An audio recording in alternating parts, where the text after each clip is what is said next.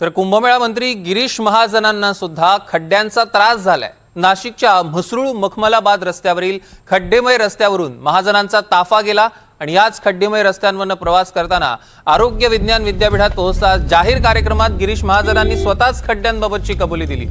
खड्डे खूप आहेत पण ते 8 दिवसात बुजवले जातील आणि त्यासाठी आम्ही प्रयत्न करतोय असं ते म्हणाले। पुढच्या 4 महिन्यात सगळे रस्ते सिमेंट काँक्रीटचे होतील असं सुद्धा आश्वासन महाजनांनी दिलंय।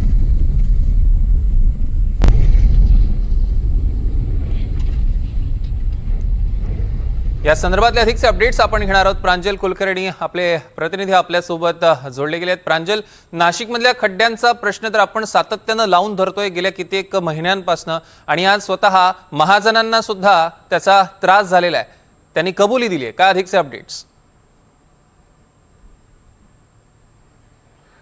सौरभ, गेल्या 8 ते 10 दिवसांपासून NDTV मराठीने नाशिकमधील खड्ड्यांचा प्रश्न जो आहे तो लावून धरलेला आहे। यावरचा पाठपुरावा सुरू आहे।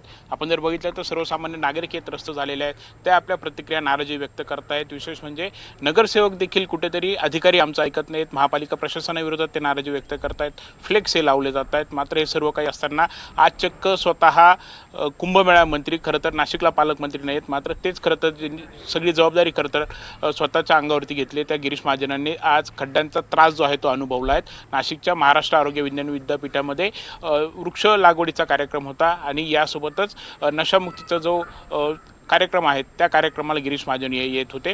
याच वेळी येताना आपण जर बघितलं तर रस्त्यामध्ये मखमलाबाद म्हसरूळ जो काही परिसर आहे तिथे खड्डे जे आहेत ते महाजनांनी स्वतः अनुभवले, तिथूनच त्यांचा ताफा हा गेला।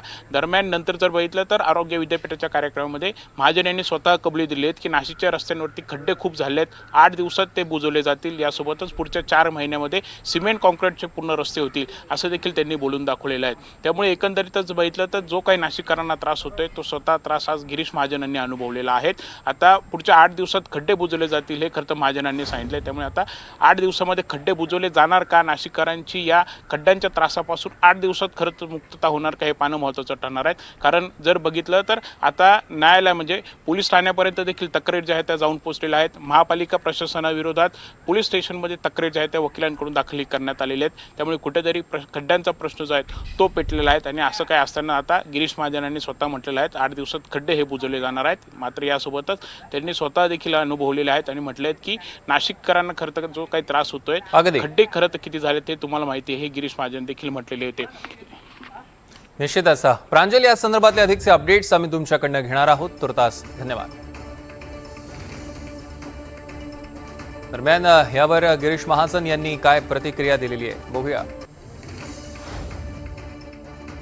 कल्पना आहे, पुढच्या वर्षी नाशिकमध्ये कुंभमेळा आहे। जगभरातून देशभरातून जवळपास 10-12 कोटी भाविक या ठिकाणी नाशिकमध्ये येणार आहेत आणि म्हणून त्या निमित्ताने नाशिकमध्ये कामं खूप सुरू आहेत। थोडी रस्त्याची अवस्था कशी आहे तुम्हाला माहिती आहे, कारण तिथे काम सुरू आहे। एका बाजूचं काम झालं आहे, दुसऱ्या बाजूला काम सुरू आहे। काही ठिकाणी एका साईडचं काम सुरू असल्यामुळे दुसरा रस्ता खोदून ठेवलेला आहे। खड्डे खूप आहे। आम्ही 2-3 दिवसापासून प्रयत्न करतो की 8 दिवसामध्ये सगळे खड्डे बंद होतील आणि पुढच्या 4 महिन्यामध्ये सगळे रस्ते सिमेंट काँक्रीटचे होतील। कुठेही सिमेंट काँक्रीटचा रस्ता नाशिकमध्ये होणार नाही।